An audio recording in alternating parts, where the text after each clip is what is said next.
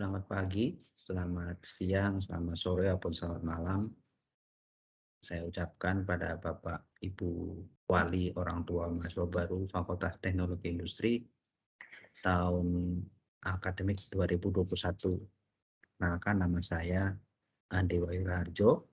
Saya sebagai Wakil Dekan 3 dari Fakultas Teknologi Industri yang membidangi kemahasiswaan, alumni, kerjasama, dan promosi.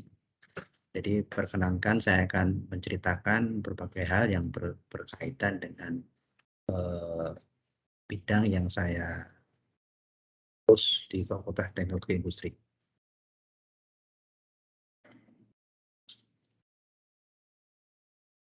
Oke, jadi yang akan saya ceritakan pada saat ini yang berkaitan dengan kegiatan kemahasiswaan, pengembangan soft skill, beasiswa, penghargaan maupun pertukaran mahasiswa. Untuk yang perlu kita ketahui bahwa kesuksesan dalam kehidupan, terutama nanti para mahasiswa baru setelah mereka lulus dari Universitas Atmajaya Yogyakarta, itu banyak dipengaruhi oleh aspek soft skill, di samping juga aspek hard skill. Aspek hard skill misalnya kemampuan untuk akademik yang diajarkan dalam perkuliahan dari semester 1 sampai semester 8 harus didampingi juga dengan kemampuan-kemampuan lain yang juga perlu diasah selama yang bersangkutan berkuliah di Universitas Atmajaya Jakarta, sehingga nanti setelah mereka lulus dan mencari pekerjaan atau berwirausaha atau melakukan kegiatan yang lain, sanggup untuk berkompetisi dan menjadi unggul dan memegang nilai-nilai yang selama ini diajarkan oleh keluarga ataupun yang diajarkan oleh Universitas Atmajaya Jakarta. Dari berbagai studi tadi ditekankan bahwa ternyata sebagian besar dari faktor keberhasilan lebih didorong oleh kemampuan soft skills, misalnya kemampuan berkomunikasi, empati, project mentoring, peningkatan personality, motivasi, negosiasi, time management, kreativitas, dan sebagainya. Dari survei dari NACE Amerika mengenai kualitas lulusan universitas yang diharapkan di dunia nyata, ternyata sebagian besar kualitas lulusannya banyak didominasi oleh aspek-aspek soft skill ya. Dari skor 1 sampai 5, di mana skor 5 adalah skor tertinggi, dapat diketahui di sini dari 1 sampai 20 kualitas lulusan yang diharapkan hampir sebagian besar didominasi oleh kemampuan-kemampuan non-akademik atau kemampuan-kemampuan soft skill, misalnya nomor 1 kemampuan berkomunikasi, kejujuran, kemampuan bekerja sama, kemampuan interpersonal, etos kerja, motivasi yang tinggi, kemampuan beradaptasi, kemampuan-kemampuan yang lain ya. Jadi memang kemampuan soft skill menjadi salah satu bekal yang harus diberikan bersama dengan kemampuan akademis dan kemampuan analitikal lainnya, sehingga mereka lebih siap dalam melanjutkan kehidupannya setelah mereka lulus nanti. Menurut Patrick O'Brien dalam bukunya Making College Count, soft skill itu dibagi dalam 7 karakteristik yang menentukan seseorang menjadi pemenang. Yaitu ada communication skill, dari kemampuan berkomunikasi, organizational skill atau kemampuan berorganisasi, kepemimpinan, logika, kemampuan berusaha, kemampuan dalam kelompok, dan etika. Adalah 7 kemampuan utama yang sebaiknya diasah supaya mereka menjadi pemenang nantinya. Bagaimana kemampuan-kemampuan tersebut diasah nanti selama para mahasiswa baru berkuliah di Universitas Atmajaya Yogyakarta, khususnya juga di Fakultas Teknologi Industri, itu kami coba wujudkan dalam pengembangan dari berbagai macam minat, bakat, atau berbagai hal yang sesuai dengan prospek dan cita-cita yang mereka dambakan gitu ya. Pengembangan soft skill di Atmajaya itu ada beberapa pendekatan. Yang pendekatan pertama dari kurikulum program studi itu sendiri, dari beberapa mata kuliah yang diajarkan itu juga lebih mengedepankan aspek soft skill, di samping sebetulnya kalau kurikulum itu sebagian besar mata kuliahnya lebih menekankan aspek-aspek hard skill, tetapi dalam misalnya pengerjaan kelompok, kepemimpinan dan sebagainya juga selalu akan dipupuk. Kemudian juga ada aspek yang kedua yaitu kegiatan ekstrakurikuler. Nah, kegiatan ekstrakurikuler di sini bisa melalui lembaga mahasiswa, bisa melalui kelompok studi, maupun unit kegiatan mahasiswa yang ada di Atmajaya. Untuk lembaga mahasiswa di Fakultas Teknologi Industri ada 4, yaitu Senat Mahasiswa yang di bawah fakultas langsung. Kemudian di masing-masing prodi ada juga lembaga mahasiswa, ya, lembaga mahasiswa atau himpunan mahasiswa ya, ada himpunan mahasiswa teknik industri atau HMTI, ada himpunan mahasiswa informatika atau Himaforka, dan juga ada himpunan mahasiswa sistem informasi atau HIMSI. Nanti para mahasiswa baru bisa berpartisipasi dan berkontribusi untuk lebih meningkatkan kemampuan berorganisasi dan kemampuan-kemampuan lainnya melewati lembaga mahasiswa ini. Untuk unit kegiatan mahasiswa itu sangat banyak yang ada di Universitas Atmajaya Yogyakarta. Jadi ada yang berupa olahraga bela diri, misalnya karate, merpati putih, taekwondo, aikido, dan sebagainya.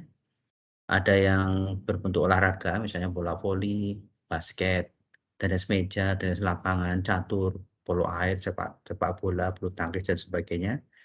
Ada yang berbentuk kesenian, teater, tari, karawitan, marching band, dan paduan suara. Pencinta alam juga ada, pengetahuan alam berbagai macam, kemudian fotografi, ada Atmajaya Fotografi Club, jurnalistik juga ada, kemudian televisi pun juga ada di Fakultas Ilmu Fisip ya. Kemudian yang berhubungan dengan aspek penalaran maupun berbentuk koperasi maupun kerohanian. Ini contoh-contoh berbagai kegiatan kemahasiswaan, paduan suara maupun fotografi maupun jurnalistik dan juga seni peran. Kita juga memiliki marching band yang beberapa kali juga menorehkan prestasi yang membanggakan, di mana para mahasiswa juga bisa berpartisipasi meskipun selama masa pandemi ini kegiatannya juga terpaksa harus ditunda dulu ya. Kemudian kita juga mempunyai Palawa untuk pencinta alam dan juga snorkeling, ada kegiatan snorkeling juga. Untuk kelompok studi di FTI ada beberapa yang bisa bergabung, para mahasiswa bergabung, ada kelompok studi pemrograman, kelompok studi Linux, kelompok studi desain grafis, kelompok studi Informatics Club, kelompok studi developer Atma Student, kelompok studi robotika, kelompok studi ekonomi, kelompok studi virtual business community, kelompok studi desain produk, kelompok studi application and database, kelompok studi UAJ e-sport community, maupun yang terbaru adalah kelompok studi data mining. Jadi bisa mahasiswa baru bisa bergabung dalam kegiatan-kegiatan tersebut dalam kelompok studi untuk bisa mengasah kemampuannya sesuai dengan minat dan bakatnya masing-masing. Untuk pencatatan kegiatan yang sifatnya di luar kurikuler itu dicatat dalam suatu sistem yang dinamakan Sistem Partisipasi Aktivitas Mahasiswa Atmajaya Yogyakarta atau disingkat SPAMA. Di mana nanti setiap kegiatan apabila mendapatkan sertifikat atau bentuk-bentuk bukti kegiatan lainnya bisa didaftarkan, kemudian ada sistem poinnya. Mahasiswa selama studinya diwajibkan untuk bisa mengumpulkan paling tidak 65 satuan kredit SPAMA untuk bisa mengikuti pendadaran atau nanti ujian sidang tugas akhir dan berhak untuk lulus. Di dalam 65 satuan kredit itu yang wajib untuk diikuti adalah inisiasi, yang dari inisiasi fakultas dan universitas, kemudian juga ada LDPKM atau latihan dasar pengembangan kepemimpinan. Itu dari 2 kegiatan inisiasi dan LDPKM itu sudah nilainya 25 poin sendiri. Sisanya bisa didapatkan dari berbagai macam kegiatan lainnya yang berhubungan dengan keorganisasian, minat bakat, pengabdian masyarakat, dan berbagai macam kegiatan lainnya. Ini pencatatannya ada buku panduan, yang mungkin yang sekarang masih belum bisa dibagikan karena masih pertemuan secara virtual, ada yang untuk menjelaskan berbagai hal yang berhubungan dengan SPAMA ini. Dan pada saat inisiasi yang sudah berlangsung 2 hari, dan juga hari ketiga besok, pada tanggal 11 itu para mahasiswa baru sudah mendapatkan penjelasan yang cukup seharusnya mengenai SPAMA ini. Untuk beasiswa, itu juga banyak sekali peluang beasiswa yang bisa didapatkan oleh mahasiswa baru, tapi terus terang saja, beasiswa kebanyakan akan muncul nanti pada saat mendekati semester 5. Jadi dari semester 1 sampai semester 4, beasiswa yang tersedia biasanya tidak begitu banyak. Dan juga beasiswa juga ada berbagai macam, ada beasiswa yang berbasis ekonomi, ada berbasis prestasi, atau bisa bentuk-bentuk penghargaan finansial lainnya apabila mahasiswa menjadi student staff, asisten laboratorium, atau asisten dosen. Biasanya menjadi syaratnya ada berbagai macam, tapi pada dasarnya minimal itu sudah semester 3, jadi tahun depan itu sudah mulai berpartisipasi. Kemudian IPK-nya minimal 3, dan ada beberapa yang mensyaratkan lebih dari 3. Dan juga sebaiknya juga aktif dalam berbagai macam kegiatan kemahasiswaan. Salah satu beasiswa yang ditawarkan per semester adalah beasiswa SPP tetap, yang memang juga akan membebaskan SPP tetap, komponen SPP tetap dari mahasiswa, dan hanya berlaku pada 1 semester, dan kemudian nanti ada seleksi lagi di semester mendatang, gitu ya. Tapi tidak membatasi apabila semester ini mendapatkan, misalnya semester depan juga masih boleh mengajukan kembali. Nah, tentu saja memang jumlah pendaftarnya biasanya lebih banyak daripada jumlah kuota yang diberikan. Ada beberapa beasiswa dari perusahaan yang juga bisa didaftar untuk bisa minimal bisa mengurangi beban orang tua mahasiswa ya.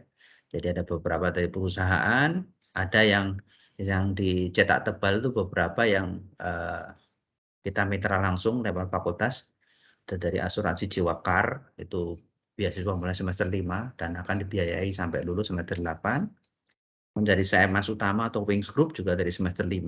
Terus kemudian juga ada LIM Family Scholarship dari Yayasan Atmajaya sendiri. Kemudian juga dari Kamajaya, itu dari Ikatan Alumni.